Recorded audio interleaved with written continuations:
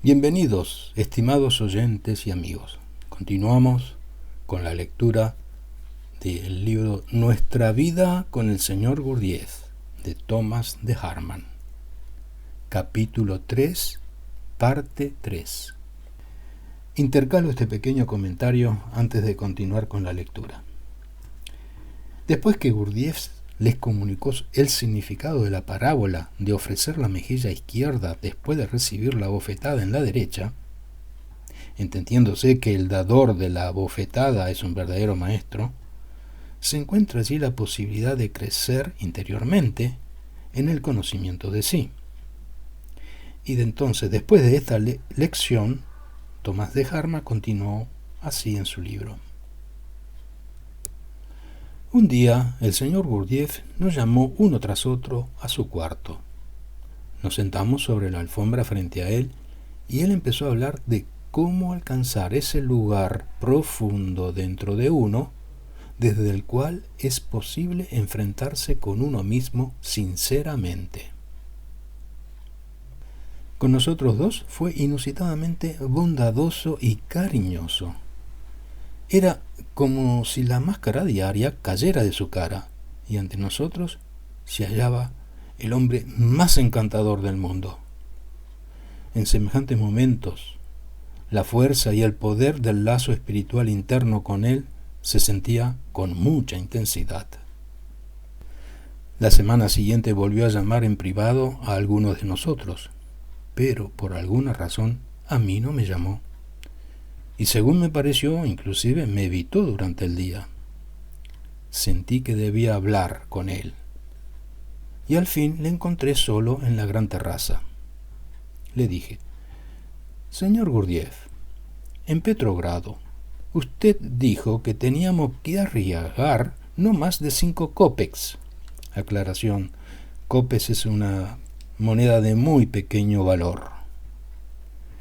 Dijo 5 kopecks al comienzo. En otras palabras, que necesitábamos tener solamente un mínimo de fe en su enseñanza para poder empezar a aplicarla en nuestra vida.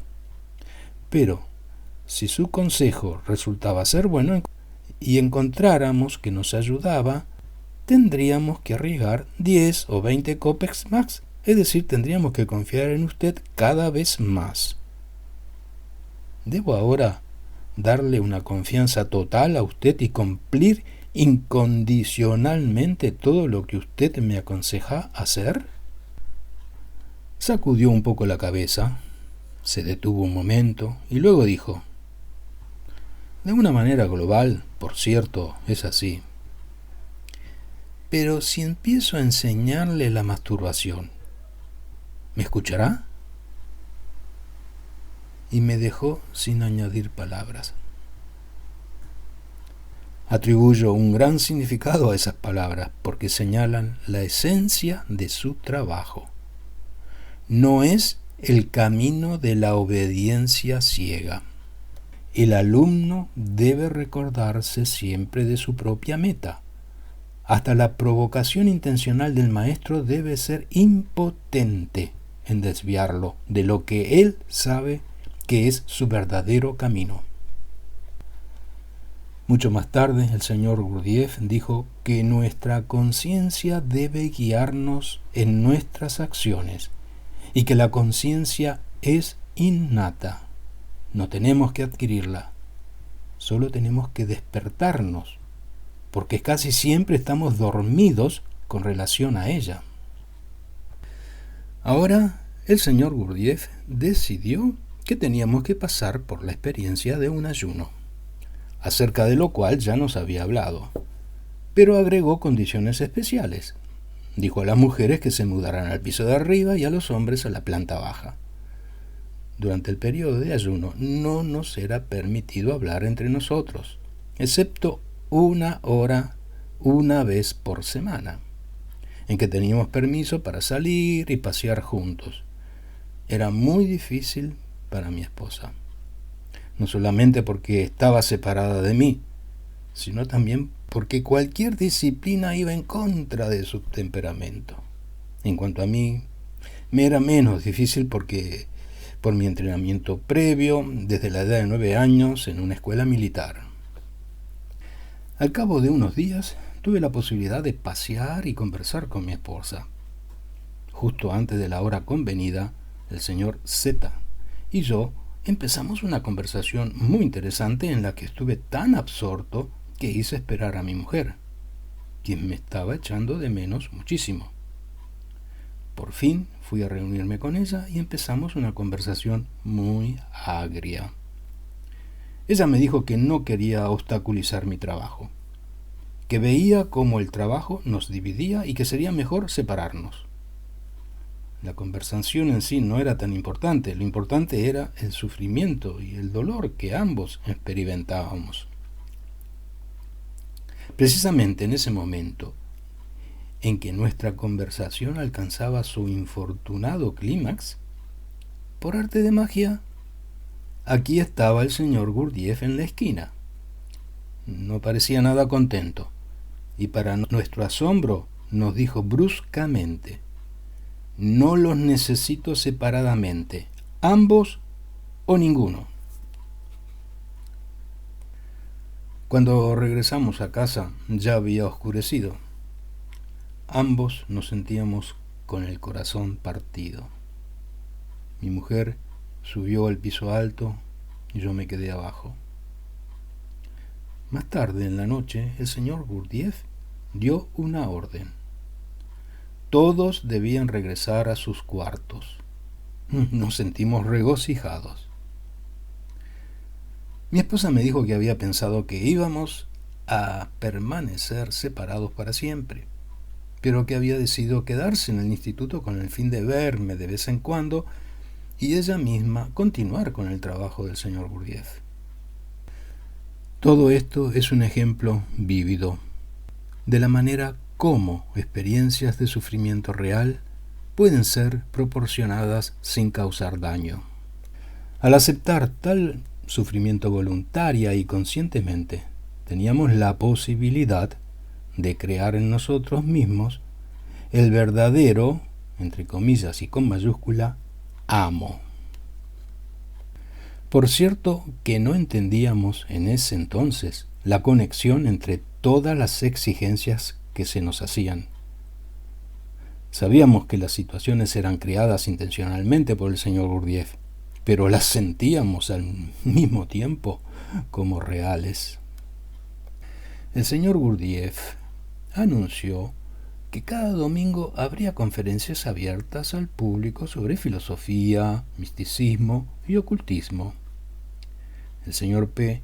tuvo que escribir anuncios de las fechas y lugar en pedazos de papel.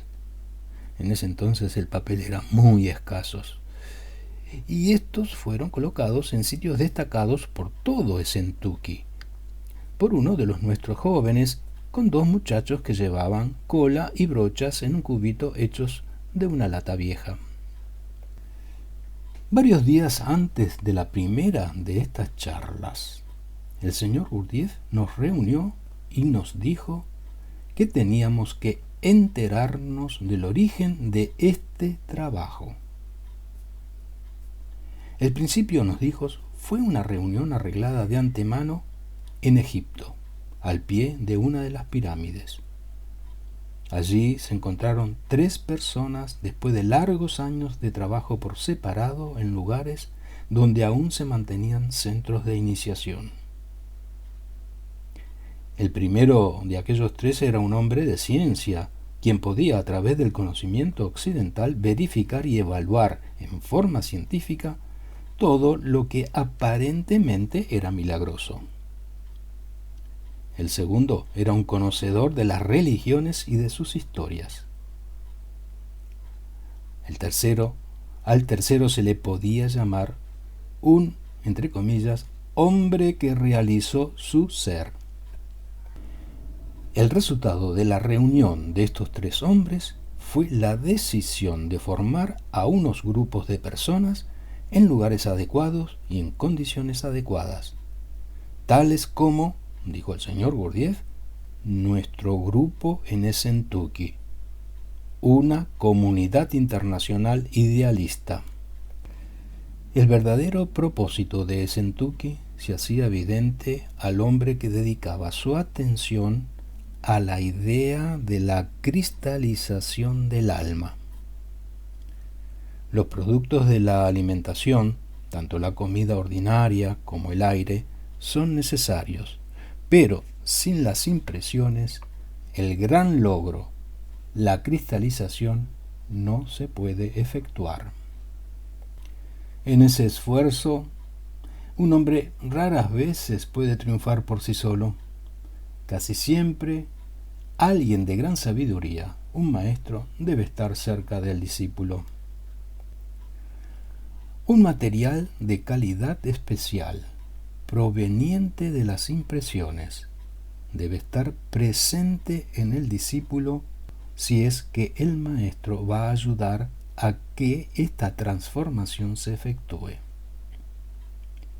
Para fabricar una cantidad suficiente de este material que el discípulo debe reunir por sus propios esfuerzos, hace falta cierta clase, entre comillas, de depósitos aislados, en los cuales condiciones especiales permiten que se deposite ese material.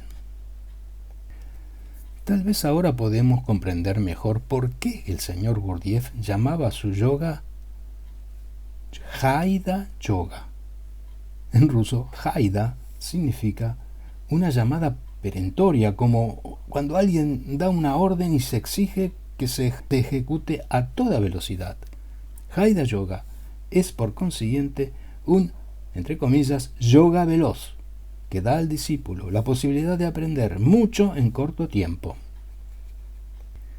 El señor Gurdjieff pensaba que el hombre no debía depender solo de la vida para recibir de ella toda clase de impresiones de felicidad, de infelicidad, de tristeza y de alegría. Quería crear sitios especiales donde pudiera conscientemente proporcionarlas. El trabajo ayudaría, por así decir, el crecimiento del reino de los cielos dentro de nosotros mismos, el crecimiento de la cualidad divina que distingue a los hombres de los animales.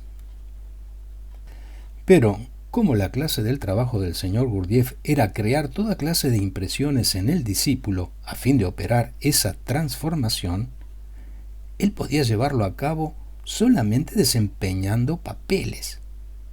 Por ejemplo, si él deseaba que alguien experimentara injusticia, tenía que desempeñar el papel de un hombre injusto, y sabía hacerlo soberbiamente. Por consiguiente, tenía que reprimir en sí las reacciones agresivas y no estar resentido. El señor Gurdjieff me dijo una vez que cuando yo sentía rencor hacia él, le causaba dolor. En otras palabras, el alumno tenía que aceptar y comprender el sufrimiento intencional. El señor Gurdjieff no podía decir: ¿no ve usted que esto está hecho a propósito? Y si lo decía, se hubiera perdido así todo el sentido de su trabajo. El día anterior a la primera conferencia pública, el señor Gurdjieff decidió que cada uno de nosotros se prepararía para ella, escribiendo con sus propias palabras la historia de uno de los 3 hombres. Aquella noche debíamos leer nuestros ensayos ante el grupo entero. Al tratar de escribir esos relatos, nos mostró claramente cuán torpes e inútiles éramos. De manera que en la noche, una cama de hierro se colocó en el corredor superior, y sobre ella muchos colchones. Tuvimos que trepar encima de esta construcción, sentarnos al estilo oriental y leer lo que habíamos escrito. Mi mujer escribió acerca del hombre que realizó su ser, y su ensayo fue elegido como el mejor. El día de la primera conferencia pública llegó. En la planta baja de la casa, el señor Gurdjieff arregló un buffet, té con poco de azúcar, té con muy dulce con sacarina, y pequeños panes dulces hechos en casa, que eran un grandísimo lujo. Llevaron sillas a la galería superior para hacer un auditorio adecuado. El mismo día, el señor Gurdjieff sometió al señor P, uno de sus discípulos favoritos, a una experiencia interior que lo hizo pedazos.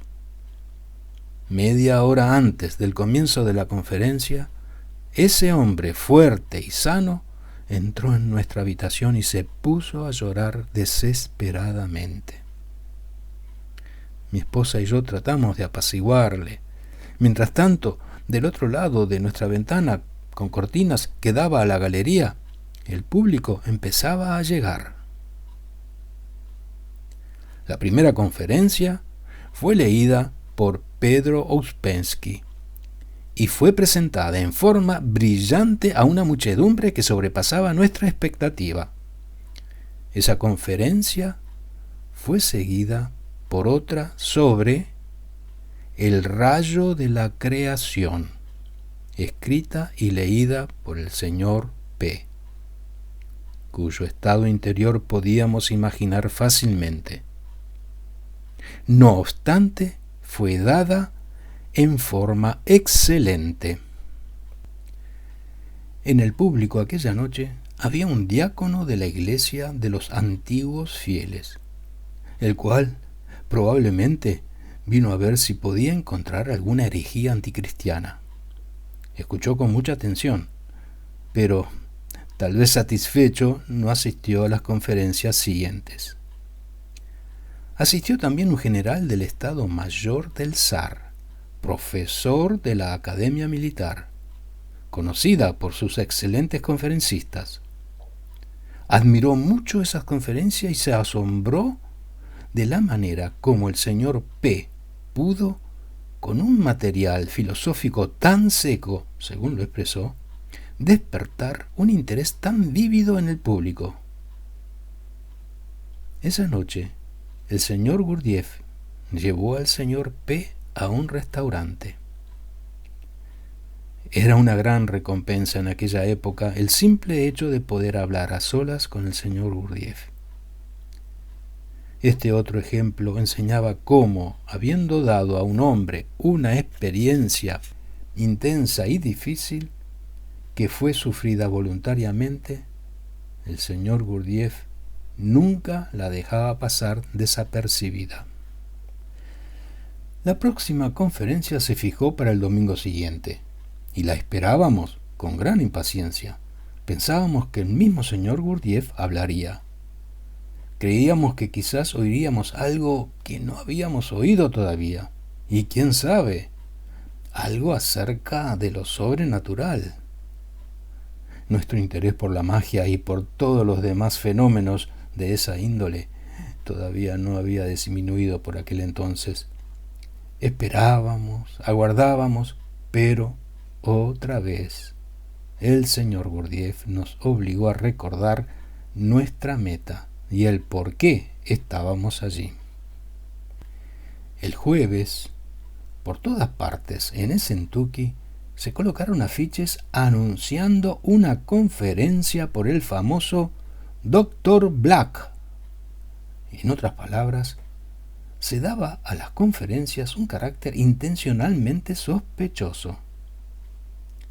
La reputación del Dr. Black, un charlatán, era bien conocida a través de los poemas satíricos publicados en panfletos de esa época, pero tal vez no existía porque nunca apareció. ¿Por qué se hacía eso? ¿Por qué en los primeros días en Petrogrado el señor Gurdjieff dijo a Ouspensky que iba a efectuar una reunión en el salón de una señora muy conocida, solo para que, llegado el momento y a pesar de que habían estudiado los arreglos juntos, se encontrara con que la reunión se efectuaba en un aula de una escuela pública? ¿Por qué era necesario inventar semejantes cosas para Ouspensky? ¿Por qué fue necesario organizar para mí, recién llegado, la reunión en aquel sospechoso café de Nevsky? ¿Por qué ahora este doctor Black? ¿Por qué siempre una insinuación de charlatanería con presuntos discípulos precisamente en la primera reunión? Todo eso se puede explicar solamente por la determinación del señor Gurdjieff de hacernos trabajar, de hacernos recordar nuestro verdadero propósito, el cual, si era serio, no podía ser sacudido por ninguna clase de acción de su parte.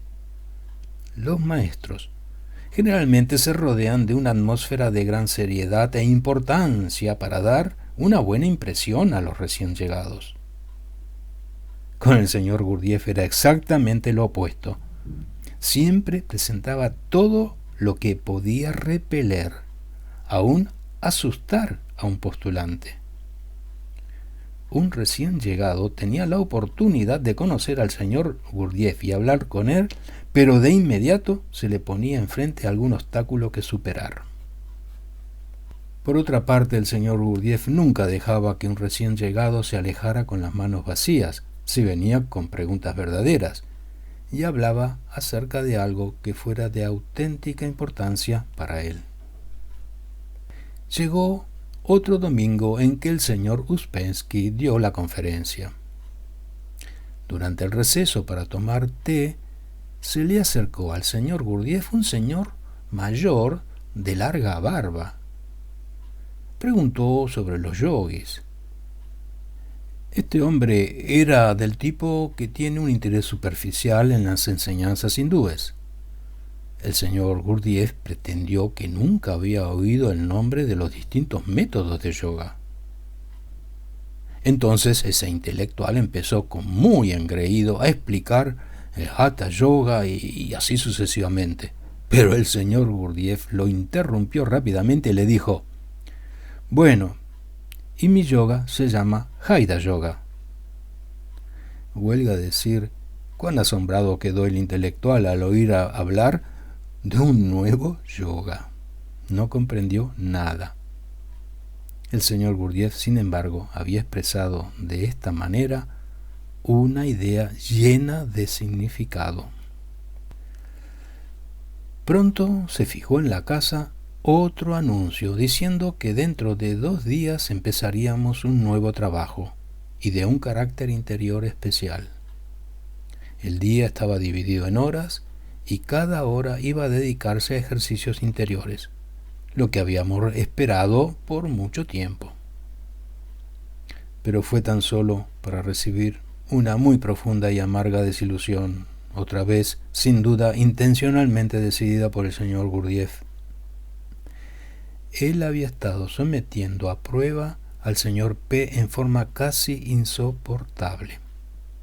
Al final, el señor P no pudo aguantar más, se olvidó de sí mismo y contestó al señor Gurdjieff con enfado.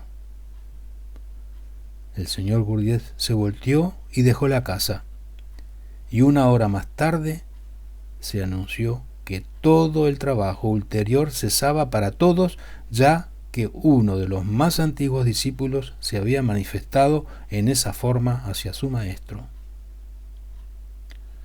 Todos experimentamos un profundo sentimiento de culpabilidad. Sabíamos que ninguna excusa cambiaría la situación. Teníamos que mirar interiormente, preguntarnos si teníamos siempre delante de nosotros el propósito por el cual habíamos venido, y si esta meta ocupaba el primer lugar en nuestra vida. Lo que el señor Gurdjieff deseaba producir en nosotros lo logró cabalmente. Todos sufrimos una crisis emocional muy intensa. Finaliza aquí el capítulo 3. Muchas gracias por escuchar, mis queridos oyentes.